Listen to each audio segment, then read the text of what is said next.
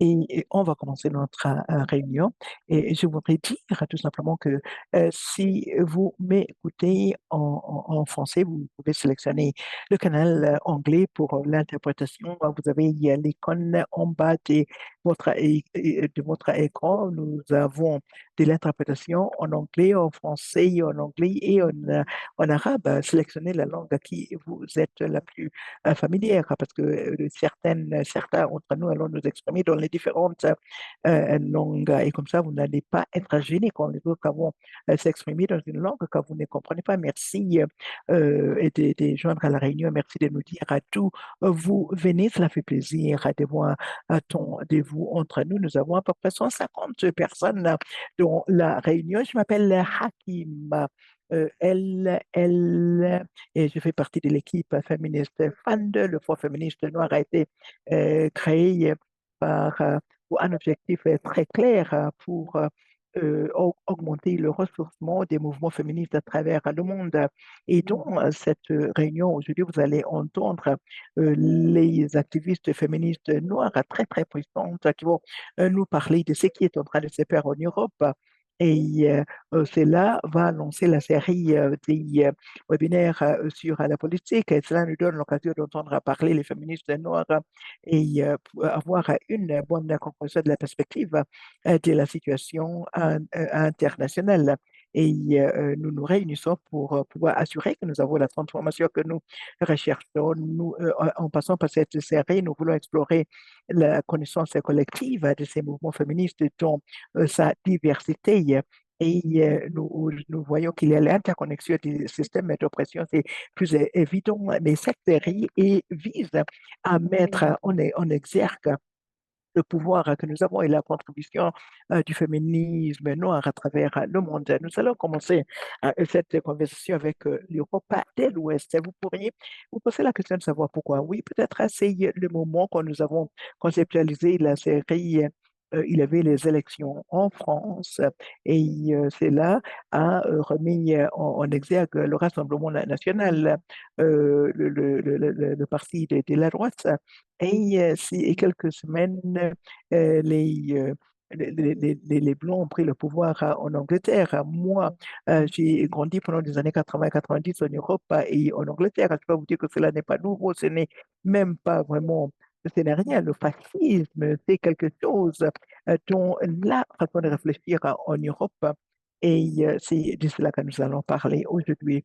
Donc, le forum, le féministe, les femmes qui vivent dans le sud mondial, nous savons que les Européens et les Américains, que notre sécurité sont liés les uns aux autres et le fascisme va, va lutter contre le mouvement LGBTQI dans nos communautés en Afrique. Nous savons que la Méditerranée entre l'Europe et l'Afrique est devenue vraiment une vague d'esclavage et que l'Afrique du Nord a été externalisée pour faire partie des frontières de l'Europe.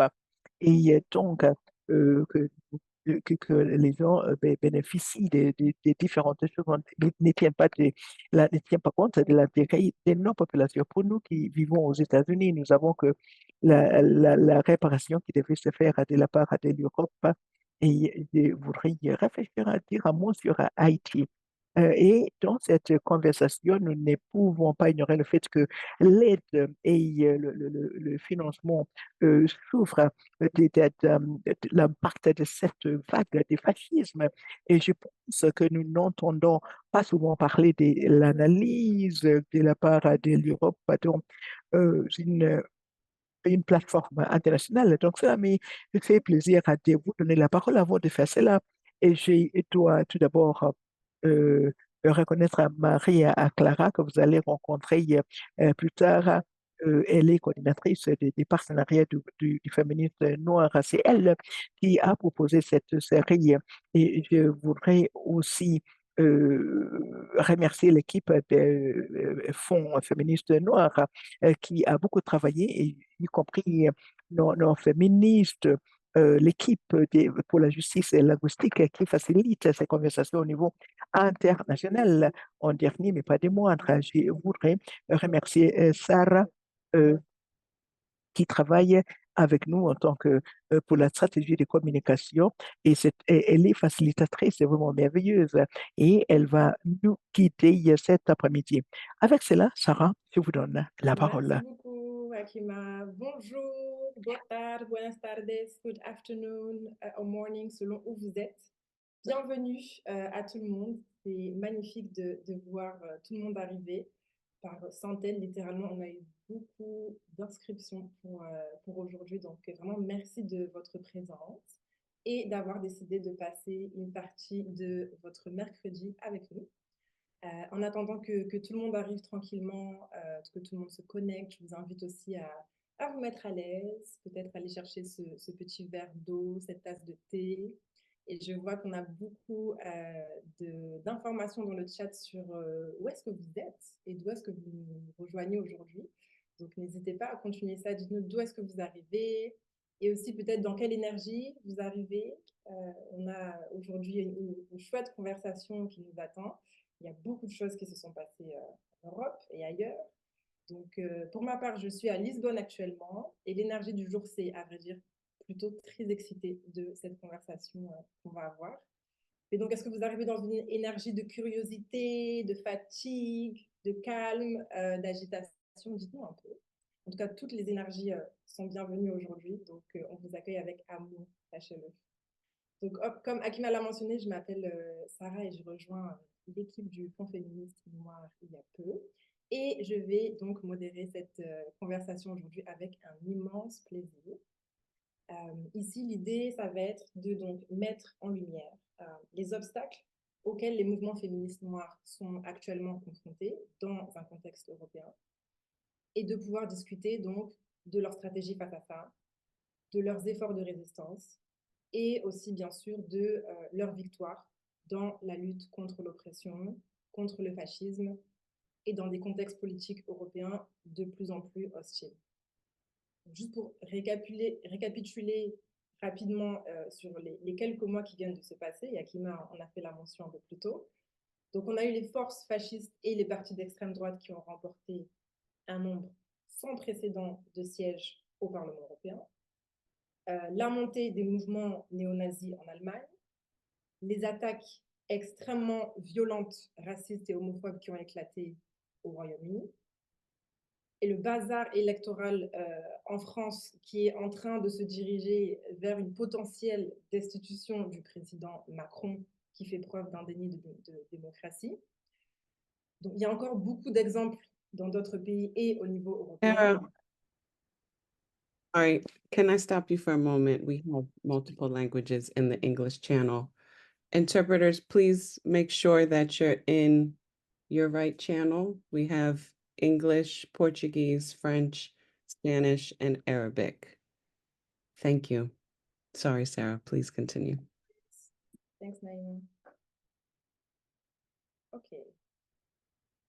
Donc, je disais qu'il y a encore beaucoup d'exemples aussi dans d'autres pays, on va en discuter aujourd'hui, mais je vais laisser nos panélistes nous en dire un peu plus sur tout ça de leur point de vue et de leur contexte géographique, de leur réalité sociopolitique, qui vont être au cœur de notre conversation aujourd'hui. Donc, je vous invite à nous poser des questions, à faire part de vos perspectives et vraiment interagir dans le chat. On adore voir le chat s'agiter, donc vraiment n'hésitez pas. Et je vais aussi faire de mon mieux pour parler doucement, faire des pauses dans mon débit de parole pour nos incroyables interprètes qu'on remercie du fond du cœur, pour qu'ils puissent avoir le temps d'interpréter cette conversation, donc en français, en arabe, en espagnol, en portugais et en anglais. Donc aussi un petit rappel pour nos panélistes de voilà, faire de leur mieux pour parler doucement. Et donc, ok, je vais parler un peu plus fort pour les interprètes. Je vais aussi rapidement présenter donc nos panélistes d'exception avant de lancer notre conversation d'aujourd'hui. On va mettre leur biographie dans le chat et elles pourront en dire un peu plus sur leur pratique de travail. Donc, on va commencer par Annick Medefia, qui représente aujourd'hui le collectif afroféministe Moissy, basé à Paris, qui organise des groupes de soutien et des espaces de formation pour les femmes noires et les personnes noires queer, ainsi que le Festival européen des féministes noires. Annick, si tu peux faire un petit coucou, que l'on te voit. Merci beaucoup. Nous avons aussi le plaisir d'avoir Edem Toumi, qui est la directrice générale de l'Initiative de justice reproductive, une organisation qui s'efforce de remédier à l'histoire raciste et coloniale de la santé sexuelle et reproductrice. Edem, si tu peux nous faire un petit coucou. On a également Happy Kinili, qui est la première personne en poste de co-direction exécutive originaire du Sud global de Mamakash, le premier fonds international pour les femmes, les filles et les personnes trans et intersexes. Et nous avons également le plaisir d'avoir Iquilios Piña, interprète, écrivaine et caricaturiste qui représente le collectif Periferia Cimarronas, qui est basé à Barcelone et avec lequel Iki a développé une série d'ateliers et d'activités autour de l'éducation populaire et anticoloniale. Merci beaucoup à nos panélistes d'avoir accepté l'invitation, d'être ici, d'avoir pris le temps de co-organiser cette conversation ensemble. Alors, pour commencer, je pense pour un peu de contexte, ce qui serait intéressant, ce serait peut-être de vous demander de nous donner du coup le contexte national, géographique dans lequel vous évoluez, dans lequel vous naviguez, par rapport à la montée des forces fascistes dans votre contexte politique. Comment est-ce que vous voyez ça affecter les femmes et les personnes queer noires européennes et du coup de vos pays respectifs? On va commencer par Annick. Merci Sarah. Donc le collectif Moissy que je représente aujourd'hui est basé à Paris, en France, et il existe depuis 2014. Le contexte dans lequel on se situe, je vais commencer par un fait qui est assez important, qu'on oublie souvent de dire, et les personnes en dehors de l'Europe ne le savent pas forcément, c'est que la France a la police la plus meurtrière d'Europe. Donc, on pense souvent, par exemple, que ça peut être le Royaume-Uni ou d'autres pays, mais la France a la police la plus meurtrière d'Europe. Donc, pour nous, notre afroféminisme, il est antifasciste, car il est anti-violence policière. On s'organise contre en fait, les bras armés du fascisme, tels que la police, la prison, qui ont des liens historiques très très forts avec l'histoire coloniale de la France. Notre contexte, c'est un contexte de montée de l'extrême droite depuis les années 70 en France, où l'extrême droite commence à avoir des résultats significatifs aux élections. Et en particulier ces 20 dernières années, puisque c'est en 2002 que le parti d'extrême droite que tu as mentionné, qui s'appelait le Front National, maintenant qui s'appelle le Rassemblement National, passe pour la première fois au second tour des élections présidentielles. Donc je dirais que ces 20 dernières années, on vit avec une peur très concrète, très réelle, de voir un jour un parti d'extrême droite gagner les élections présidentielles, ce qui serait évidemment désastreux pour les personnes racisées et les personnes noires, les personnes avec qui nous travaillons en France. Le contexte dans lequel on se trouve là tout de suite en ce moment, c'est qu'on a eu, comme tu as dit, des élections européennes en mai où l'extrême droite a gagné le nombre maximal de sièges, avec une banalisation du discours raciste très très présente dans la société, qui montait depuis un moment déjà, mais qui s'est vraiment retrouvée au devant de la scène à cause des résultats des élections. Et qui est venu renforcer un climat aussi d'autoritarisme de la part de notre président, Emmanuel Macron, qui au départ faisait partie d'un parti politique qui se disait centriste, mais qui maintenant montre son vrai visage ces dernières années. Et en fait, pour nous, une chose en particulier qu'on remarque, c'est aussi l'évincement, le fait qu'on ne parle pas de l'impact des politiques et des lois qui sont passées par ce gouvernement sur les personnes noires et les femmes noires en particulier. Par exemple, je vais donner juste un exemple, la réforme des retraites qui a eu lieu l'année dernière en France, donc qui était pour allonger la durée de travail, la durée légale de travail, et qui rendait beaucoup plus difficile le fait de faire reconnaître son travail comme pénible et d'avoir plus de peut-être de reconnaissance de ça. Les premières personnes qui vont être impactées par ça, c'est les femmes noires qui ont des travails souvent physiquement pénibles, précaires, à temps partiel, etc.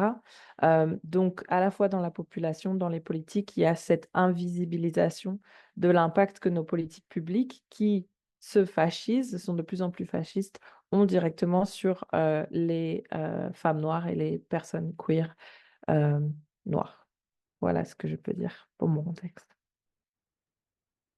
Super. Merci beaucoup, Annick. Je passe la parole à Eden, pour le contexte aussi de ton côté. Merci beaucoup, cela me fait plaisir. C'est un plaisir de prendre la parole devant vous. Tout d'abord, il y a tellement de façons dans lesquelles on pourrait répondre à cette question, mais je pense que je vais essayer euh, de, de- de revenir à un point qui a été soulevé par Hakim lors de son introduction à cette manière. Nous, nous avons vu la mobilisation de l'extrême droite dans les rues de la Grande-Bretagne récemment. Et j'habite là-bas depuis 2006. Chaque année, depuis 2006, euh, il a eu des manifestations contre le racisme, donc ce n'est pas nouveau. Et, puisque j'assiste à ces démonstrations depuis un certain temps, et les gens qui connaissent le fascisme et le racisme, nous savons qu'il n'y a rien de nouveau. Hakim en a parlé il y a au début dans ses commentaires introductifs. Mais ce qui est différent cette fois-ci, c'est que ce n'est pas si différent, mais différent, mais ça reste plus ou moins la même chose. C'est parce que l'établissement politique a encouragé les activistes de l'extrême droite que vous ne pouvez pas ouvrir un journal sans lire des histoires négatives sur les personnes noires, les personnes asiatiques, les personnes immigrées, les réfugiés qui veulent sauver, euh, euh, euh, où il y avait des activités contre le racisme. Car c'est la sûreté, vous ne pouvez pas trouver un canal quelconque sans vraiment voir la rhétorique par rapport à ces personnes immigrées. Nous parlons que de l'éclat économique, quand je parle de l'économie de classe, c'est pour nous, parce que nous savons que les riches deviennent de plus en plus riches, mais les personnes de couleur, les personnes marginalisées continuent à connaître davantage du chômage. Et donc, l'extrême droite, même en quelque mesure, les partis politiques du centre vont approfondir la différence des personnes qui travaillent. Et donc, on peut dire que le racisme, le fascisme identifient ces différentes communautés, mais la mobilisation de la droite s'est mobilisée devant les hôtels, les refuges, et il y avait des essais brûler ces lieux quand des personnes s'est mobilisées devant ces bâtiments, les hôtels, ainsi de suite. Et donc, quand vous avez la mobilisation contre le fascisme, ça va se montrer pour protéger ces personnes-là, protéger les communautés. Il y a eu beaucoup d'organisations communautaires qui disaient que les gens devaient bouger en groupe, se déplacer en groupe. Nous avons encouragé les populations à ne pas continuer à vivre comme d'habitude. Nous avons vu cette mobilisation des fascistes et nous avons vu que la classe politique s'est distanciée de ces activités, même si c'est elle qui les a encouragées. Le Premier ministre est venu dire c'est de n'importe quoi. Il n'a pas parlé du mot fascisme parce qu'ils ont peur de ces mots-là. Ils ne peuvent pas donner un nom à ces mouvements, à ces activités qu'ils ont créées. Les gens ont été arrêtés, les gens ont été condamnés. Et là, c'est du théâtre politique. C'est pour dire, voilà, nous avons attrapé les mauvais. Oui, ils ont agi de cette façon dégueulasse, mais les avons enfermés, tout bien. Et vous n'êtes pas vous inquiéter. Ce que nous avons, c'est que les partis politiques du centre, nous avons eu des gouvernements conservateurs depuis les 15 ans. Maintenant, nous avons un gouvernement de travail qui était à gauche, de gauche, mais qui n'est qui est plutôt entre le centre et la droite. Et, quand on parle de la migration, ils disent que nous n'avons pas d'argent et donc que les pauvres doivent continuer à travailler, les riches doivent continuer à s'enrichir. Donc, ce sont les arguments qui sont utilisés pour accélérer les campagnes fascistes. Quand nous avons eu des années et des années en Bretagne, ce que nous appelons des guerres culturelles, quand la transphobie et se voit dans le journal, quand les gens sont transphobes, il y a appel pour la destruction de la communauté, remettre en question des populations. Nous avons vu que c'est là, c'est centralisé. Ce sont des choses qui se sont mises contre le théâtre politique. Comme je dis, c'est que les partis politiques viennent fait par nous. Et la rhétorique, c'est que non, oui, nous essayons de protéger les populations. Non, ils ne protègent personne qu'eux-mêmes, hein, ils ne protègent personne que le capital, que ceux qui financent ces partis politiques. Voilà donc comment les campagnes fascistes ont vu le jour. Dans les partis principaux, et l'impact sur les femmes noires et les personnes de genre diversifié, il y avait des influences qui venaient de l'Europe.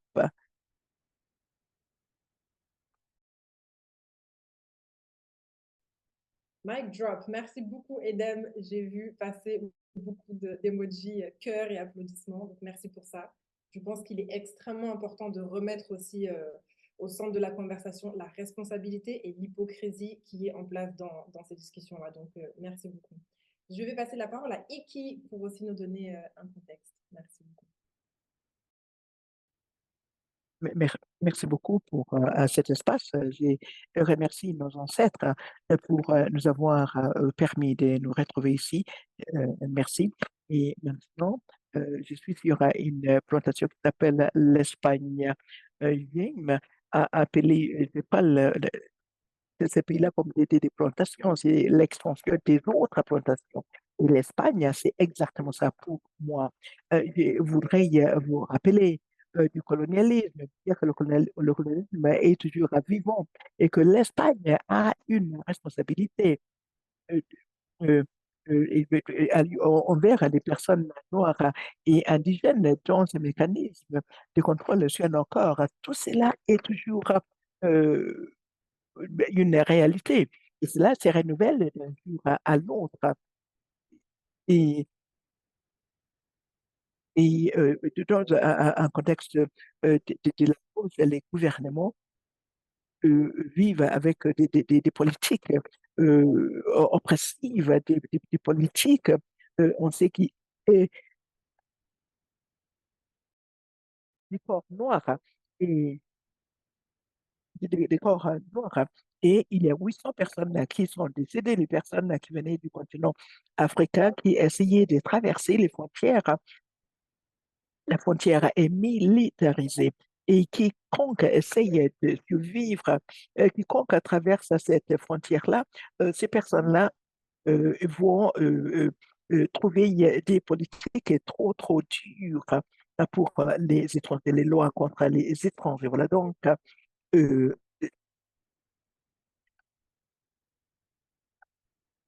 c'est dit que vous pouvez vivre pendant 2 ans, mais vous ne pouvez pas accéder à d'un emploi correct. Et dans la plupart des personnes qui traversent la Méditerranée,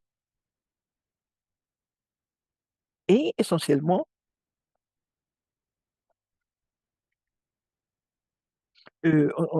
donc, quand on rencontre, quand on tient compte de ces lois contre les étrangers et on parle des prisons pour les personnes immigrées.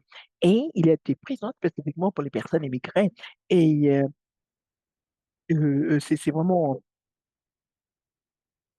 c'est- le gouvernement n'en parle pas souvent, mais ces politiques ont un impact sur les communautés noires, les personnes qui viennent du sud mondial Et je pense que c'est vraiment quelque chose qui doit nous alarmer pour nous. Parce que notre, il y a notre,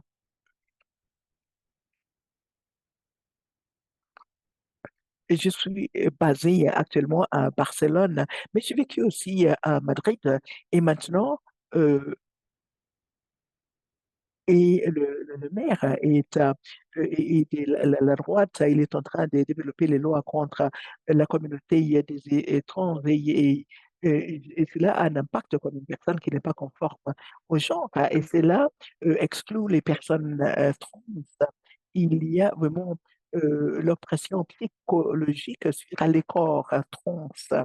Et ces lois spécifiquement, il y a une loi qui parle des Noirs, qui parle des personnes immigrées, des travailleurs du sexe, et qui, de ces gens-là ne pouvant pas accéder à du travail correct. Et cela est lié à cette loi sur les étrangers. Et cette loi est contre le partage les propagandes sexuelles ou érotiques. Et cela est important pour moi. Il faut que j'en parle, partager cela avec vous, parce que c'est une loi qui a été développée pour les femmes trans noires spécifiques et la communauté LGBTQI, les travailleurs du sexe, les travailleurs du sexe de toutes sortes. Et donc, cela a un impact sur les organisations qui travaillent dans ce domaine-là. Et nous essayons de défoncer l'état actuel de cette loi sur les étrangers.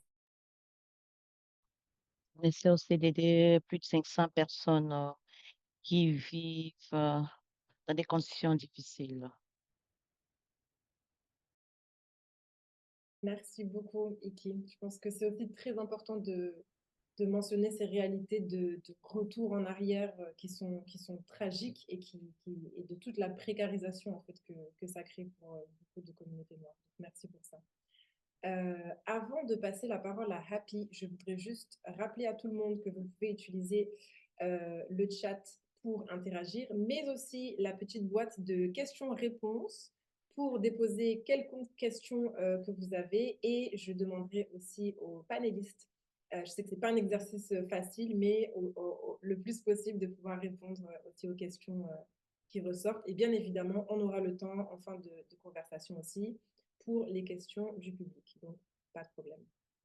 Donc, je vais maintenant me tourner vers Happy, du coup, pour également un contexte, mais aussi te demander comment la montée en puissance des décideurs politiques européens, qui sont ouvertement racistes, sexistes, homophobes et j'en passe, influe-t-elle sur le financement des mouvements féministes dans le monde? Quels impacts as-tu observé à ce niveau-là? Happy, la parole est à toi.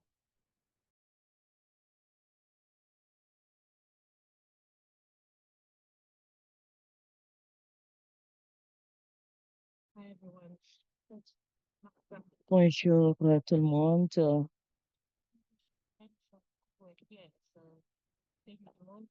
Merci à tous et à toutes de vous être présentés dans toute cette conversation. Et après avoir écouté tout le monde, et ce qu'il a dit, ça fait qu'on se sent mal. Et je suis en solidarité avec toutes les familles noires parce que c'est des moments difficiles.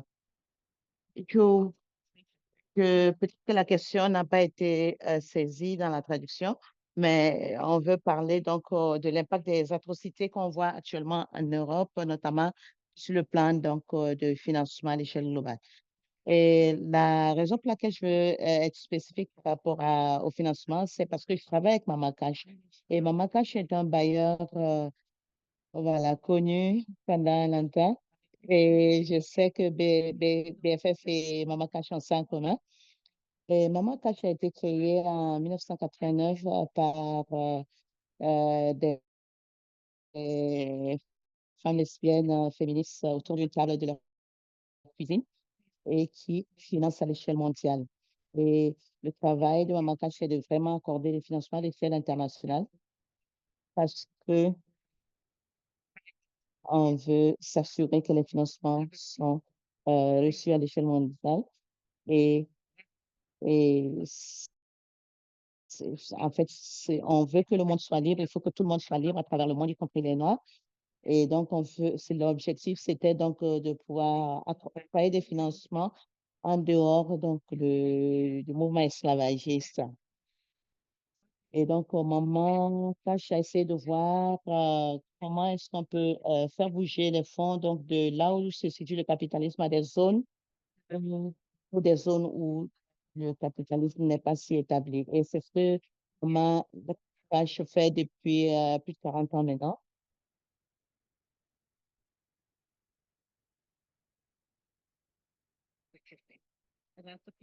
Et c'est sous cet angle-là que je veux justement prendre la parole.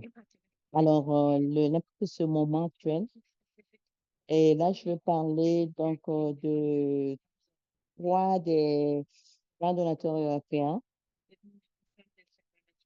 qui financent le mouvement féministe et des droits. Donc, je veux parler de la Suède, de l'Allemagne et de la Hollande. Et je vais parler plus de la Hollande parce que c'est là où Maman Cash est basée. Et ces financements, en tout cas, le Pays-Bas, c'est le pays où les fonds, en fait, se vont directement dans les mains des activistes féministes allemandes. Parce que c'est justement là où les féministes travaillent que les fonds travaillent.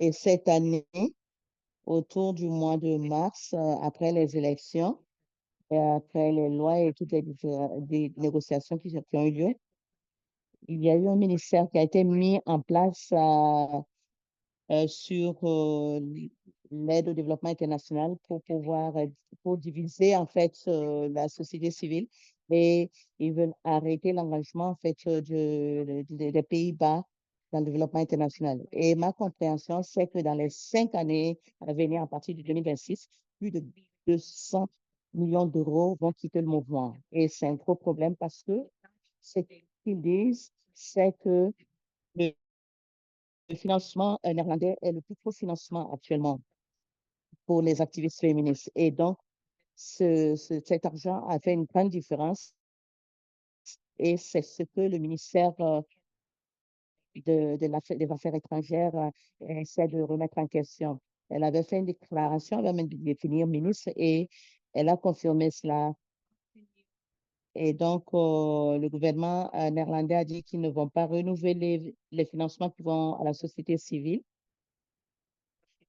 Et nous sommes en train de voir ce qu'on peut faire. Il y a beaucoup d'organisations et d'actions qui sont en train de prendre place pour que cela ne se produise pas, ne se concrétise pas.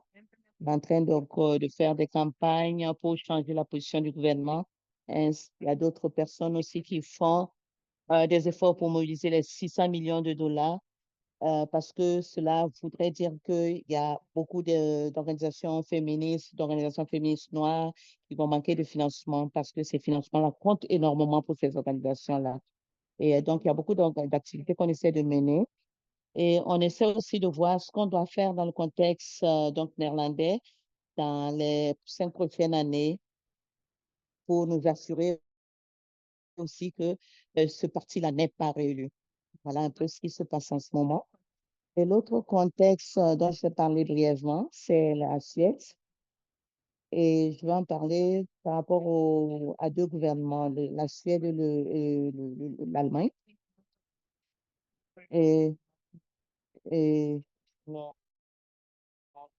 ce ne sont pas la panacée donc des mouvements féministes, mais il y a quand même des contradictions qu'on reconnaît. Mais en même temps, que nous, à Maman Cash, le cadre donc, des politiques étrangères féministes nous interpelle à avoir des engagements par rapport et cela nous a amené à avoir des conversations avec les gouvernements. En même temps, nous essayons aussi donc de voir dans le contexte suédois, de voir comment est-ce qu'on peut amener le gouvernement suédois à accroître ses financements parce que leur cadre donc, légal inclut donc, le financement donc, du féminisme, une politique étrangère pour le financement du féminisme. Et dans ce cadre-là, on a vu beaucoup des retours de financement qui vont donc dans on a vu une réduction en fait dans les financements qui vont au mouvement féministe et mouvement donc de promotion des genres. Et, et les choses se compliquent davantage parce qu'ils essaient de voir en même temps comment euh, satisfaire leurs engagements, respecter leurs engagements et aussi réduire les financements. Et dernièrement, il y a eu des élections dans l'Est de l'Allemagne et il y a eu l'établissement, donc, il y a eu une augmentation de gouvernement du centre. Et donc, il y a eu une coalition, et cette coalition a prévu une coupure de 1 milliard dans leur financement au développement international, y compris pour le financement international.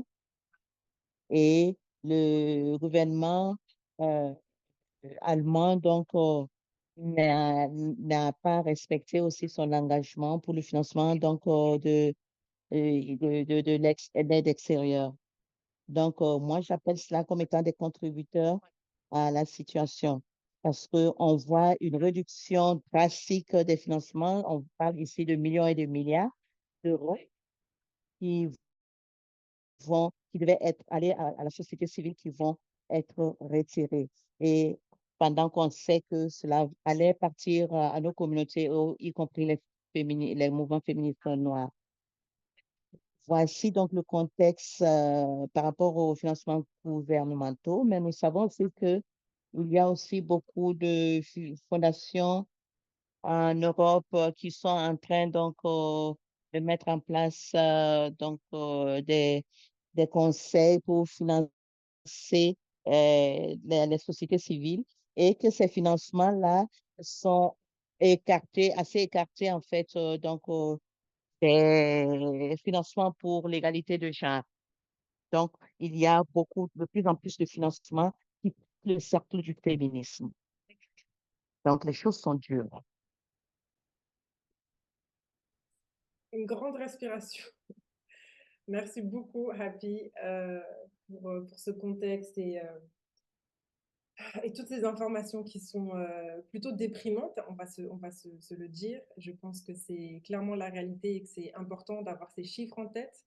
On parle en millions, en milliards, donc c'est quand même lunaire et c'est réel et ça se passe maintenant. Donc c'est extrêmement important qu'on puisse aussi parler de comment est-ce qu'on s'organise, comment est-ce qu'on résiste et comment est-ce qu'on met des choses en place pour pouvoir continuer à avancer parce que ça s'annonce extrêmement compliqué. En tout cas, vraiment, merci beaucoup pour ça.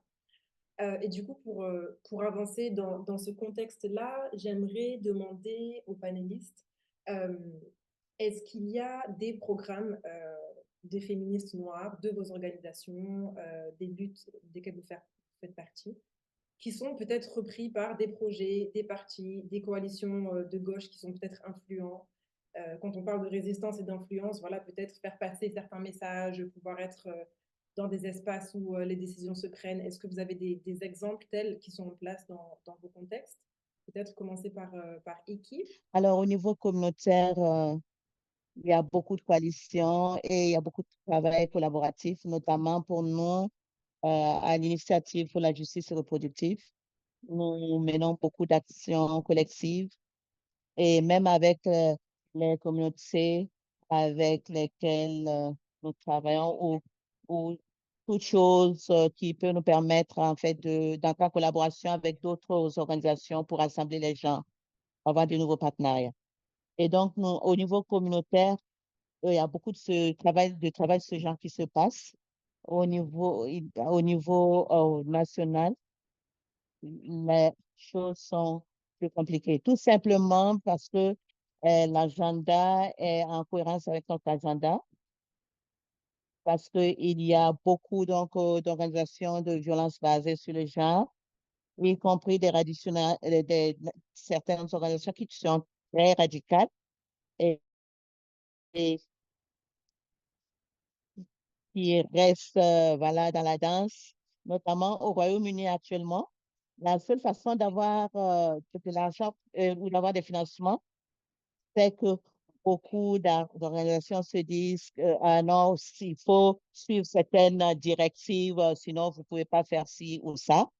Et nous, par exemple, nous sommes financés par BFF et nous pouvons dire qu'on n'est pas obligé de s'aligner à cela. Et au niveau communautaire, même en ce moment, c'est très frustrant parce qu'il y a beaucoup de discours concernant le fait qu'on libère des gens des prisons et il y a eu une panique générale parce que il y a des organisations de femmes ou des gens qui disent ah non, ces gens-là vont revenir et puis ils vont créer des soucis aux femmes. Et la prochaine étape, c'est OK, que si on enferme ces gens et que ces gens-là reviennent dans les endroits où ils étaient, pourquoi est-ce qu'on les a enfermés avant, en fait, si on n'avait pas pris des mesures particulières? Et donc, tout le monde veut avoir son mot à dire. Et par exemple, pour le secteur de la santé reproductive, tout le monde est en train de se dire, ah ouais, je peux faire quelque chose de génial, surtout avec le nouveau gouvernement. C'est comme si il faut être dans la danse, voilà. Et les gens se disent, et vous dites, ah ben tiens, ah, c'est moi, donc moi aussi j'ai un mot à dire. Et c'est vrai ce qui se passe actuellement dans le domaine politique. Et c'est la même chose pour les questions d'immigration. On parlait dernièrement, par exemple, sur le mauvais état des financements. Et il faut que les gens travaillent davantage, il faut que les gens soient plus sévères. Et on est très dans le travail pour travailler sur le racisme, pour travailler sur la transphobie, etc. Et au Royaume-Uni, ils sont très ouverts à rentrer dans cette lutte-là. Et nous sommes très frustrés. Et ça dit, oui, on va voter telle ou telle loi. Mais en fait, l'idée de la Grande-Bretagne pour les élections, c'est que c'est très important. Mais il y a les partis qui sont impliqués parce que c'est toujours les deux partis. Mais en fait, les luttes se passent ailleurs. Et ça se passe aussi bien avant, pendant que après. Et c'est dommage de voir, par exemple, qu'on a une aile droite qui est au pouvoir depuis une quinzaine d'années et on a un parti du travail qui est plus centriste et qui vient d'arriver. Et on voit cela à travers l'Europe. Et puis on parlait tout à l'heure du centre et puis du centre-gauche. Et en fait, je disais, la gauche fait quelque chose de très, très centriste. Et quand la crise économique et tous ces problèmes sont arrivés, malheureusement, les gens ne sont pas suffisamment forts. On n'est pas suffisamment enraciné dans les communautés, quelle que soit la zone géographique. Et, et on le voit clairement ici avec le Parti travailliste. Ils sont en train de se battre entre le centre et la droite parce que les médias sont très droitistes. Et, et qu'est-ce qu'il y a d'insensé dans tout cela? Il y a beaucoup de batailles qui se font et, et c'est beaucoup plus facile pour eux, en fait, d'embarquer là-bas que de s'attarder sur le problème réel.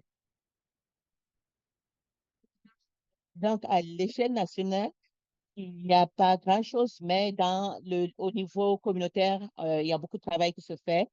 Nous travaillons avec BLM UK, par exemple, qui est une organisation qui travaille. Nous travaillons aussi avec Labor App, qui est une organisation qui aide les femmes enceintes à sortir de prison. Et on a beaucoup d'avocats aussi qui travaillent avec nous et qui sont en train de travailler sur la sortie des femmes enceintes de prison. Et ça, si on y arrive, ça sera un gros succès. On a aussi des conversations, de l'implication pour leur ménage. On a aussi d'autres organisations et d'autres collectifs qui travaillent sur la justice reproductive. Donc, au niveau communautaire, oui, tout à fait, il y a beaucoup de choses qui se font. Et si quelque chose va se produire, ça va aider à apporter ce changement au niveau communautaire. Mais pour ce qui concerne l'échelle du gouvernement, j'ai pas beaucoup de choses à dire.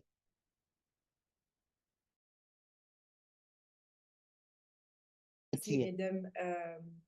Je, je corrobore complètement. Je pense qu'il y a, de manière générale, dans beaucoup, en tout cas de communautés que je côtoie, ce sentiment de on vote, on nous invite à voter, on nous encourage à voter, mais pourquoi en fait? Parce que les résultats, les retombées sont extrêmement souvent décevantes. 2024 est une énorme année politique avec beaucoup, beaucoup d'élections à travers le monde. Mais c'est vrai que je pense que ce sentiment est partagé par beaucoup de gens. Je me retourne vers Iki pour savoir si tu voudrais répondre aussi et contribuer à la question. Avec l'accès local au financement, des fois, il y a cette page, très petite page concernant la diversité et la structure sociale dans l'État espagnol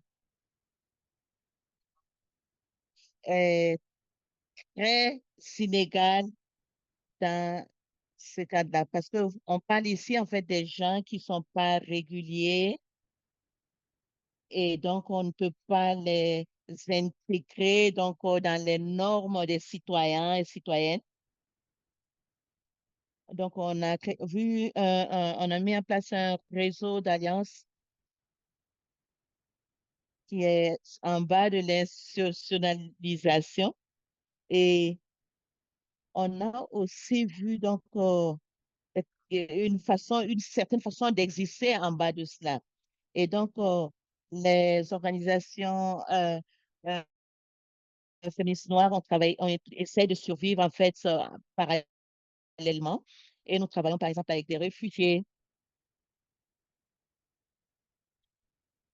et pour pouvoir avoir accès à des ressources très limitées, des financements très limités.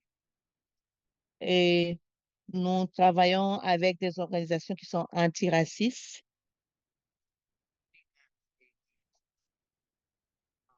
qui ont quand même de la solidarité pour nous. Mais des fois, ces organisations aussi,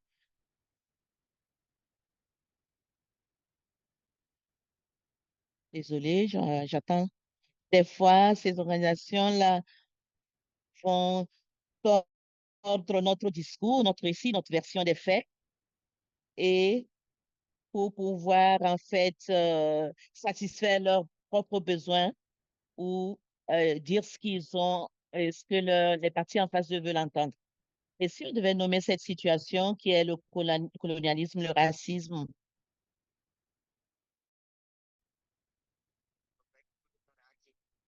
en fait, on ne pourrait pas accéder à des financements. Donc, il faut qu'on trouve, en fait, c'est ce discours poli là pour pouvoir avoir accès à des financements. Et des fois, quand il y a des liens entre les organisations noires ou les communautés noires, des fois, il faut qu'on consolide notre lutte en nous mettant ensemble. Et nous avons fait la même chose avec Cimarron pour pouvoir, en fait, euh, euh, les aider à faire jouer le jeu et aussi les aider à pouvoir se faire écouter dans leur discours pour pouvoir, en fait, voilà, expliquer pourquoi on a besoin d'être entendu et pourquoi on veut des changements.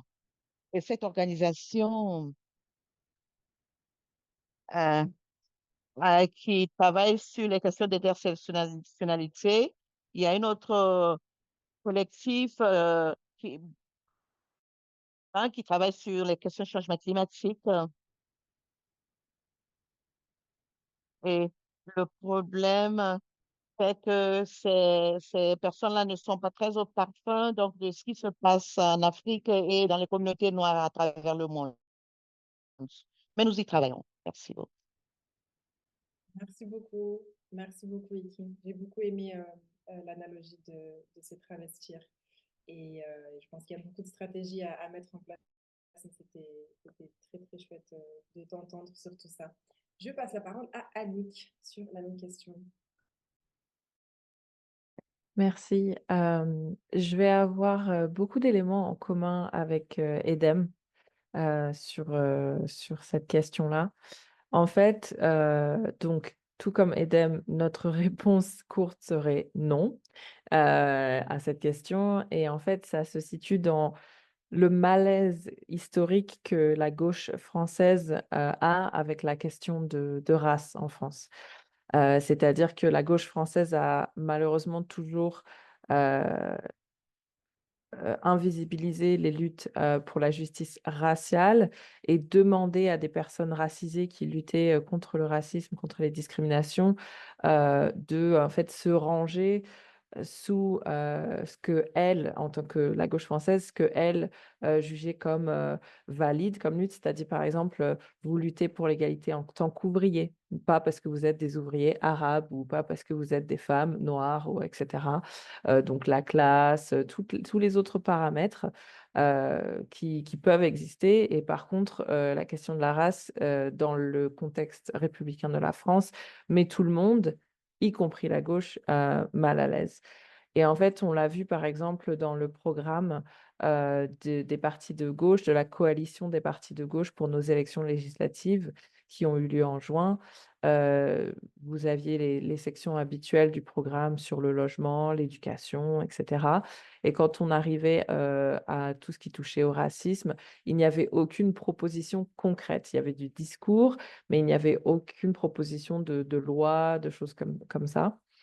Euh, et donc, pour nous, on est arrivé actuellement à un point de tension extrêmement crucial entre le réformisme des partis politiques de gauche et notre révolutionnarisme, en fait, puisque nous ne sommes pas réformistes, nous sommes révolutionnaires.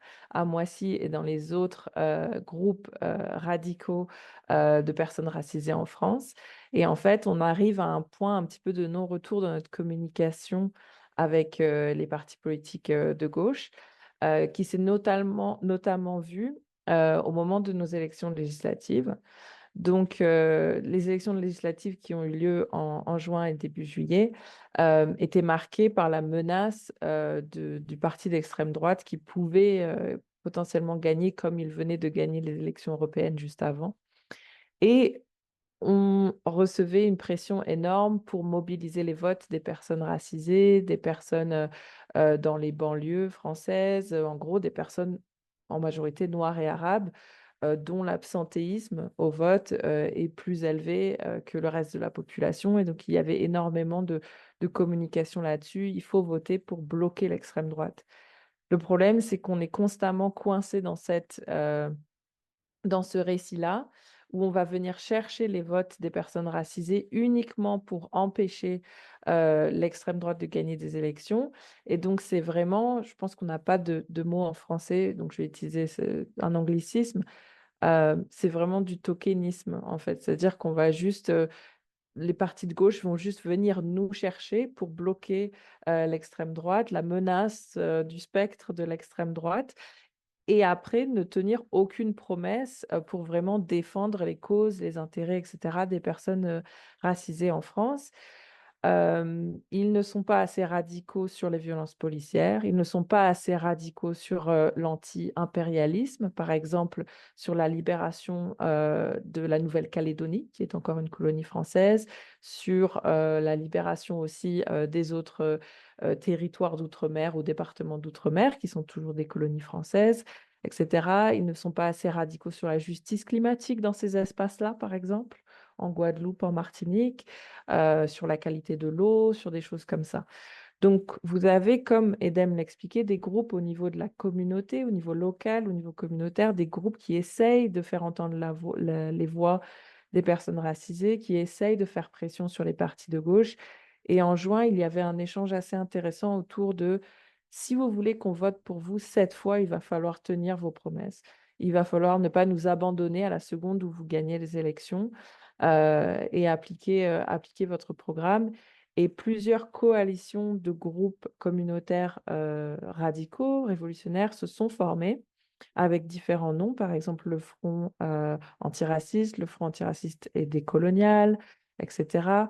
Ou des organisations aussi qui existaient déjà. Par exemple, je pense à une organisation qui s'appelle le Front de Mère, mère comme la mère de quelqu'un. Euh, la maman, et qui sont des organisations qui organisaient déjà, notamment dans les quartiers populaires ou les banlieues, la mobilisation des personnes, notamment des jeunes, des femmes, pour résister aux violences policières, aux violences dans l'éducation, à l'oppression des personnes racisées en France. Il y a eu un dialogue qui s'est initié avec une tentative de leur faire des recommandations et de dire si on vote pour vous, c'est pour faire passer ces recommandations sur la Palestine, comme je disais, sur l'anti-impérialisme, sur les violences policières, sur la justice migratoire, etc. Euh, Malheureusement, ce rapport de force, il est toujours inégal, c'est sûr, puisque un parti politique aura toujours plus de pouvoir que les personnes dans la rue. En plus, en ce moment, on est vraiment englué, coincé en France dans une situation où le président s'octroie les pleins pouvoirs constamment et se rapproche de plus en plus d'un dictateur. Donc, on a aussi ça à gérer, où les partis de gauche qui auraient dû accéder au pouvoir pleinement, on devrait avoir un Premier ministre de gauche. Nous n'avons pas ça. Le président a tout simplement refusé et a nommé un Premier ministre d'un parti de droite des années 80, très conservateur, avec une image très ancienne, voilà, en réponse, alors qu'en juin, les partis de gauche avaient réussi à percer, avaient réussi à rassembler une majorité des voix. On se retrouve avec une Assemblée nationale très divisée. Et nous, notre crainte, comme toujours, c'est que les intérêts, les droits, les vies des femmes noires en particulier, des personnes noires, queer, des migrants, etc., soient les premières impactées. Je tiens aussi juste je vais finir là-dessus, à préciser que tout ce que je viens de dire, ça se voit vraiment dans la relation que la France et le gouvernement français a avec notre organisation en particulier, Moissy. Euh, Puisqu'avec Moissy, on a souvent été la cible du gouvernement, de beaucoup de critiques, voire de lois même, puisque depuis 2019, il est officiellement interdit en France d'organiser des événements, des espaces en non-mixité, c'est-à-dire des espaces qui seraient réservés à une certaine population. Vous faites un groupe de soutien uniquement pour les femmes, peu importe leur race, c'est illégal. On pourrait vous attaquer en justice pour discrimination envers les hommes. Vous voulez faire un groupe de parole pour les femmes noires, c'est illégal. On pourrait vous attaquer en discrimination contre les personnes blanches. Donc évidemment, ça impacte énormément notre activité, mais c'est une façon pour le gouvernement de nous mettre la pression et d'essayer de nous empêcher de faire ce qu'on fait. Euh, mais le problème, c'est que les partis de gauche ne nous soutiennent pas quand des choses comme ça se passent. Nous n'avons pas eu le soutien des partis de gauche quand nous avons rencontré des campagnes de diffamation, quand nous avons eu des articles jusque dans le New York Times, par exemple, pour nous permettre d'organiser notre festival devant des accusations de racisme parce qu'on organise des espaces uniquement pour les femmes et les personnes queer noires. Donc, on a cette relation compliquée aux partis politiques de gauche où on sait qu'il faut continuer à faire pression. On sait évidemment que c'est mieux d'avoir un gouvernement de gauche de manière générale que ce parti d'extrême droite que nous avons en France qui a été créé par d'anciens nazis et qui a des très très fortes connexions avec son passé colonial. Mais la relation au parti de gauche est tout aussi difficile puisqu'ils sont très républicains et qu'ils sont très réformistes au mieux, mais que l'agenda, dans le sens les intérêts, comme je disais, les vies, ce qui est vital aujourd'hui pour les personnes noires, n'est tout simplement pas dans leur priorité, dans leur compréhension du racisme, puisqu'ils n'ont pas une compréhension du racisme structurel, au niveau structurel dans notre société. Merci beaucoup, beaucoup, Annick. J'ai vu Eden soulever les yeux à plusieurs reprises. Sentiment partagé, vraiment parce qu'il y a beaucoup encore une fois, d'hypocrisie, d'absurdité dans tout ce qui se passe en France et dans tellement de pays européens Donc, c'est juste appuyer de nouveau sur ce que tu as dit par rapport au fait qu'il y a très souvent cette stratégie d'aller chercher les personnes noires, les personnes racisées, les personnes qui viennent de milieux précarisés pour leur dire c'est vachement important, il faut qu'on soit ensemble, allez voter, pour derrière leur marcher dessus. Et je pense que ça arrive aussi dans beaucoup de pays. Il y a les élections, par exemple, américaines qui arrivent. Ça va être très intéressant de voir ce qui se passe. Mais ça, c'est pour un autre webinaire. Alors, juste pour rappeler à tout le monde que nous avons la boîte de questions et réponses. Donc, vraiment, n'hésitez pas à poser vos questions là-bas. On va faire de notre mieux pour répondre au plus de questions possibles. Donc, nos panélistes aussi pourront y répondre directement. Et on en prendra quelques-unes pour la partie questions-réponses qui arrive. Et avant ça, je vois que le bébé de Happy a joint le chat et on adore, c'est la douceur dont on a besoin. Magnifique. Happy, pour la dernière question, te demander, après tout ce qu'on a entendu, et voilà, c'est une question qui est énorme et qui aussi peut paraître évidente, mais quelle est l'importance du financement des actions collectives féministes noires dans la recherche de solutions aux conjectures antidémocratiques qu'on voit actuellement en Europe, de ton point de vue? Et on a un peu dépassé le temps, donc je vais te demander une réponse, si possible, concise. Merci beaucoup.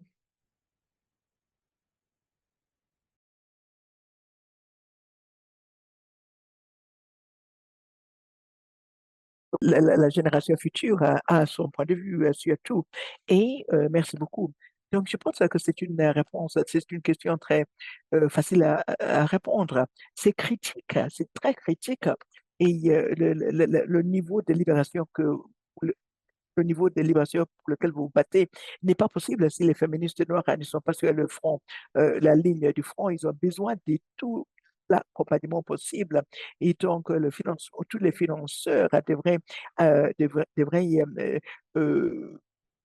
financer les mouvements féministes. Et nous savons que les financeurs veulent des chiffres, veulent des représentations graphiques.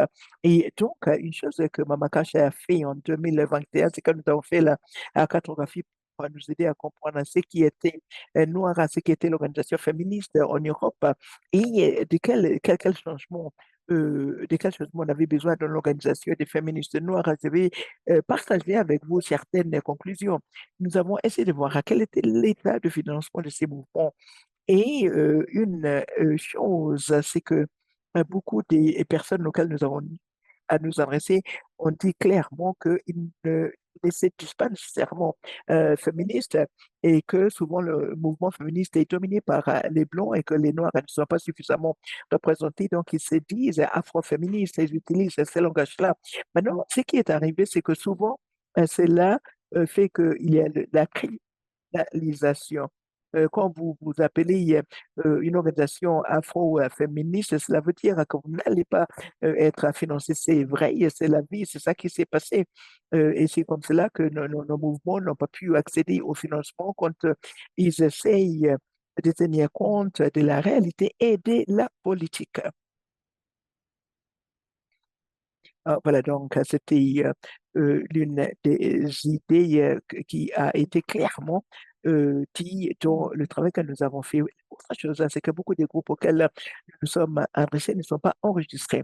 Et cela a un impact sur la possibilité qu'ils ont d'être financés. S'ils ne sont pas enregistrés, c'est parce qu'ils sont criminalisés. Ce sont des personnes immigrées qui n'ont pas les documents qui leur permettent de s'inscrire et ils ne veulent pas être associés avec des mouvements qui ne sont pas inscrits. Cela peut faire obstacle au financement.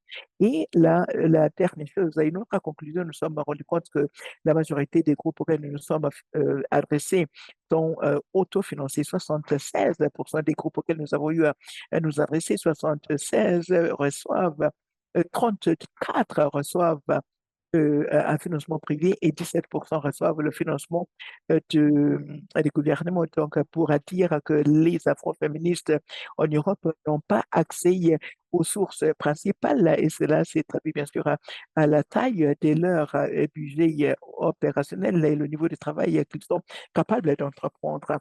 Maintenant, à la question de savoir pourquoi est-ce qu'il est important de financer des mouvements noirs et féministes, le travail d'organisation de ces mouvements-là, c'est que il est très clair. question à laquelle on peut répondre, mais bien sûr, on entreprend la recherche, mais je ne sais pas si on est d'accord, mais on entreprend la recherche pour montrer ce que nous savons déjà. Et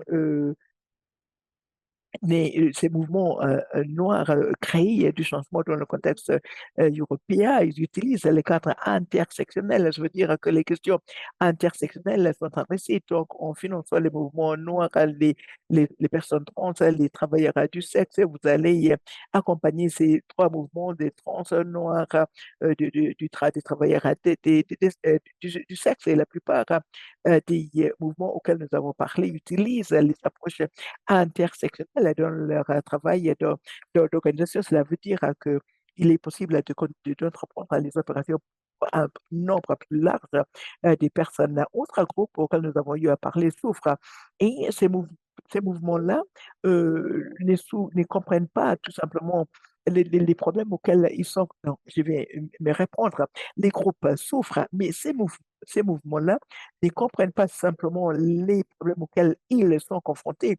Je dois dire que ces mouvements-là, euh, ils essayent de démontrer la violence raciale et basée sur le genre, les politiques, sur l'immigration. Ils organisent les campagnes, le travail de plaidoyer à travers toute une gamme des problèmes. C'est pour cela qu'il est important de financer ces mouvements-là, parce qu'il y a différentes tactiques et la façon de laquelle ils s'adressent là, ils comprennent les questions qui ont un impact sur eux, mais aussi le contexte plus large.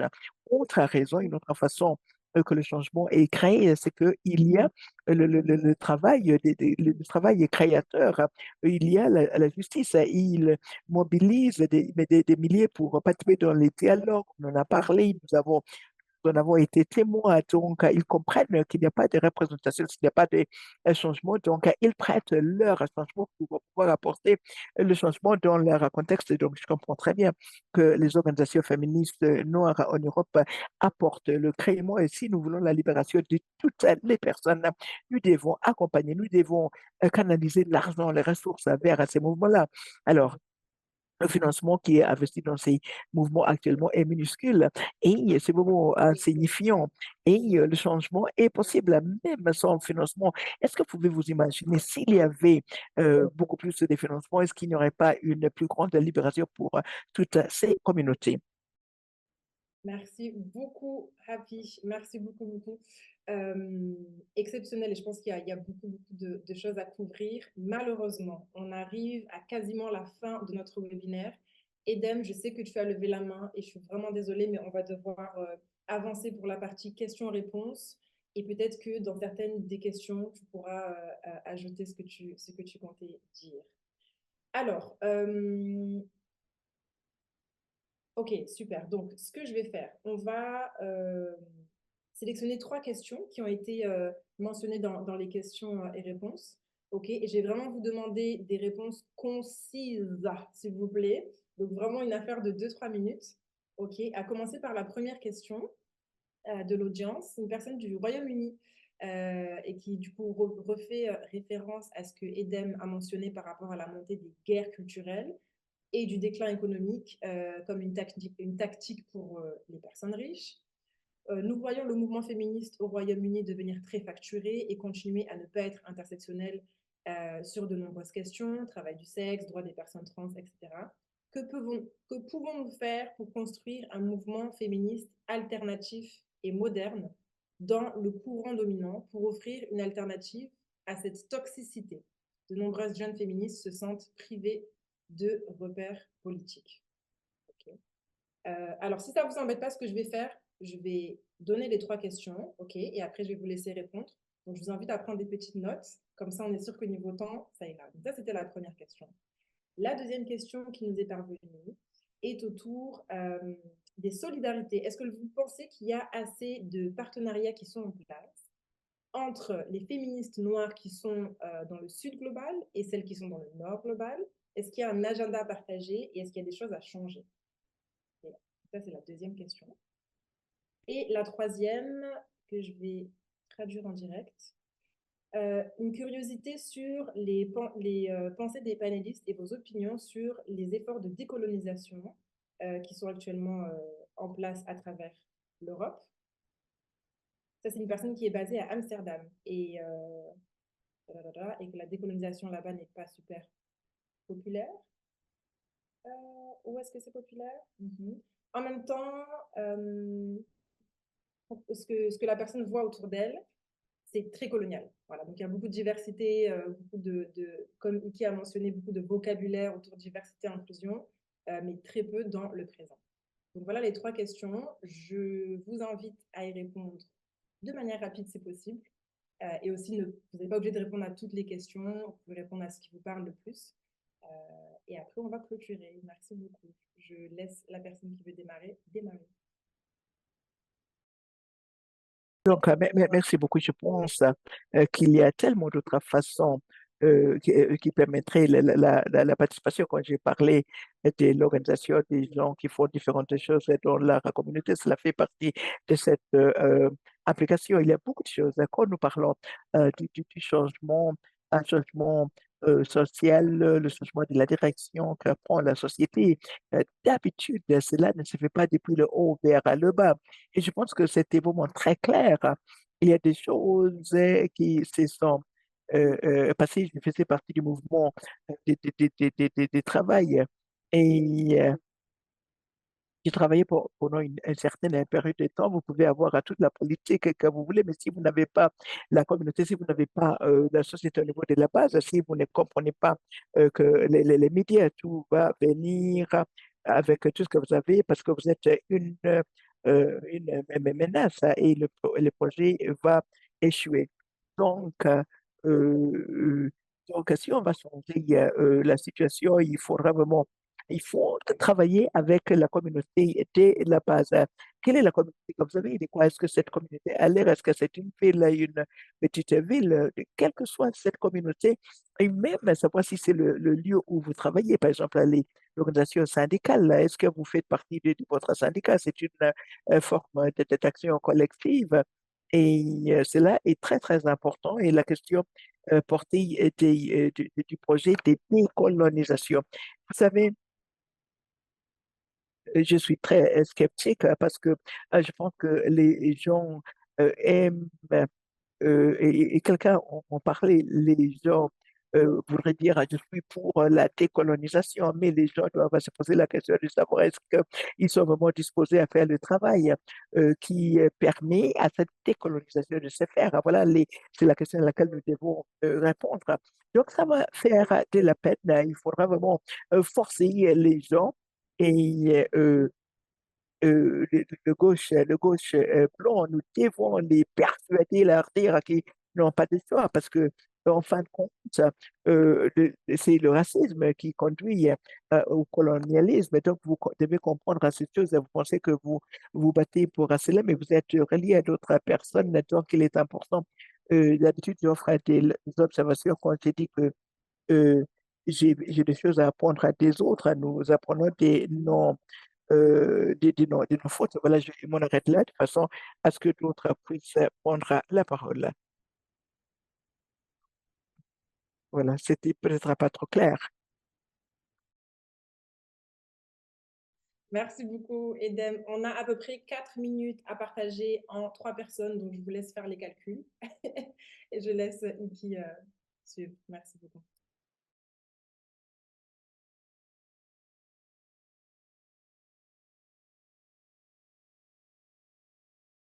Merci beaucoup à toutes pour tout ce que vous avez partagé ici aujourd'hui.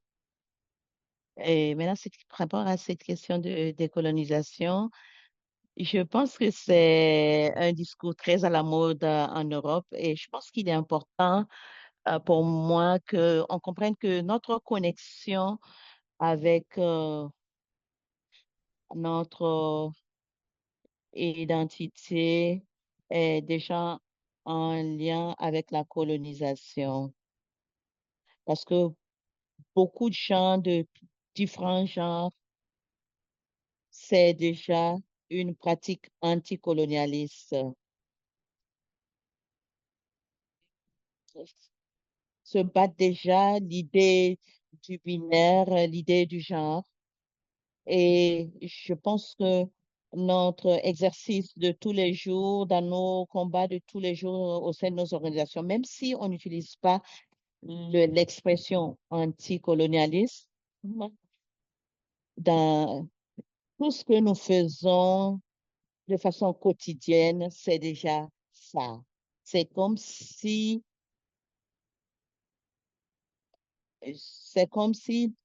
nous ne nous mettons pas en œuvre un agenda particulièrement anticolonialiste, parce que ce que nous faisons tous les jours, en fait, est déjà anticolonialiste. Il s'agit pour nous, en fait, de briser le système colonialiste, des pratiques colonialistes qui ont été menées dans nos territoires et sur nos terres. Merci beaucoup, Iki. Annick?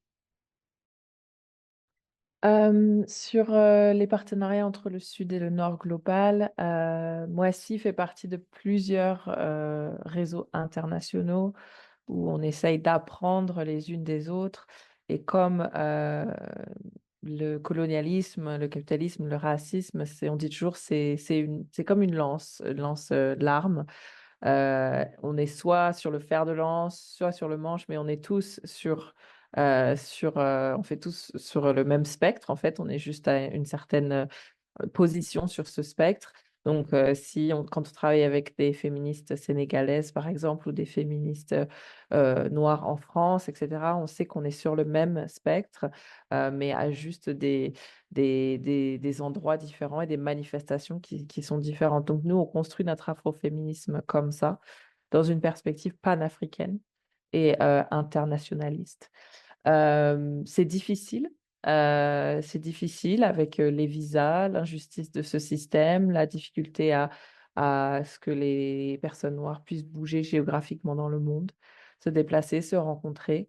C'est difficile parfois de se comprendre sur nos contextes, mais c'est un travail beau et nécessaire parce qu'il est difficile, justement. Sur la décolonisation, je suis juste d'accord avec Iki. Pour moi, c'est quand on voit comment le discours sur la Palestine montre comment il y a une profonde incompréhension de ce que la décolonisation veut vraiment dire, puisque là, ce qui se passe là-bas, c'est une décolonisation, c'est un processus de décolonisation qui comprend de la violence, qui comprend des choses comme ça. Et on voit les discours sur, d'un coup, les personnes qui toute l'année vous parlent de décoloniser, je ne sais quelle institution culturelle, je ne sais quel musée, qui sont très mal à l'aise avec de la vraie décolonisation en action. Moi, je pense qu'en effet, c'est très performatif, ce qu'on voit beaucoup, surtout dans le milieu culturel. Et que j'ai hâte que de la vraie décolonisation, comme par exemple les pays d'Afrique sont en train de faire sur leurs mines d'or, leurs mines de diamants, sur des choses comme ça, de voir ces vraies choses se mettre en place sur la possession des terres, etc. Euh, donc voilà. Super. Quel mot de fin. Merci beaucoup, Annick. Merci à vraiment tous les panélistes. Gratitude. Happy m'a informé qu'elle passait son tour. Donc, ça nous amène à la clôture de ce webinaire. Je vais passer la parole à ma collègue Maria Clara, mais vraiment vous remercier du fond du cœur. Ça a été une conversation extrêmement riche qui aurait pu durer, je pense, 3 heures dans le plus grand des calmes. Et vous rendez mon travail de modératrice très compliqué parce que vous êtes toutes des personnes impossibles à interrompre de par la qualité des interventions. Mais merci beaucoup. Je passe la parole à Maria Clara. Je suis très fière parce que concrétiser cet événement avec tout le développement de toute l'équipe de BFF, et tout cela a été une réalité à cause de votre participation à toutes. Et je voudrais vous remercier toutes et tous et toutes vos équipes. Et je voulais aussi remercier toute l'équipe tout au long du webinaire, le soutien de Sarah qui a bien dirigé cette conversation. Donc, je voulais remercier chacune d'entre vous et chacun d'entre vous, et aussi bien depuis la préparation de cet événement jusqu'à cet événement, ainsi que ce qui va se passer après. Je suis la coordinatrice des partenariats donc avec les partenaires de BFF. et je m'identifie comme une personne traversée afro-brésilienne. Et cette série donc de politiques de féminisme noir, ben, c'est notre plan pour le futur. C'est un plan qui a été réfléchi pour mettre en exergue les politiques ainsi que les orientations de nos partenaires du mouvement. Et ça, c'était la toute première session que nous avons tenue et qui démarre donc notre série donc sur le féminisme noir. Et je voulais aider toutes les personnes qui nous ont aidés donc à matérialiser cela. Et bien sûr, nous avons aussi pu respecter notre engagement envers la justice linguistique. Et donc, je voudrais remercier tous nos interprètes et toutes nos interprètes. Merci beaucoup. Et il y a clairement un engagement de votre part pour être en mesure de construire ce dialogue dans le mouvement féministe noir à travers le monde. Et ce type d'action est une réponse aussi à ce dont on parlait tout à l'heure, le mouvement, les mouvements qui sont anti-population noire, anti-LGBTQ, sont très connectés. Il s'agit de mouvements transnationaux qui, qui travaillent de façon connectée et nous devons travailler aussi à mobiliser nos stratégies. Et en tant que un mouvement féministe noir et mouvement de différents endroits, nous sommes aussi connectés dans un dialogue et comme on dit chez nous au Brésil, on reste connectés. J'ai été connectée à une historienne féministe noire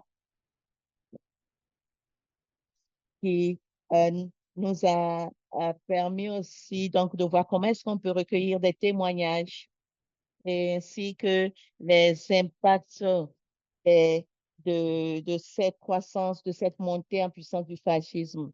Et la conversation qu'on a eue aujourd'hui était basée sur un extrait justement de cette montée en puissance du fascisme et de tous les changements que cela a apporté au sein de la population noire.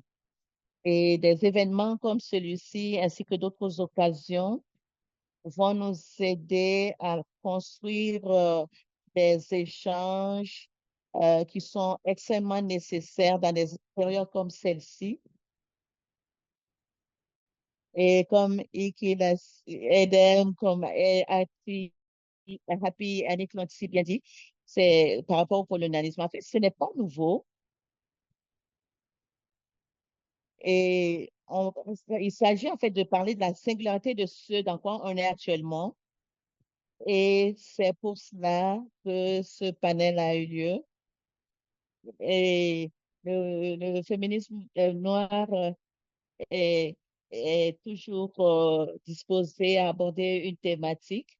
Et le panel d'aujourd'hui a clairement signifié la nécessité donc de continuer les discussions, les échanges, le combat contre euh, le racisme, comment renforcer le débat par rapport à la santé reproductive.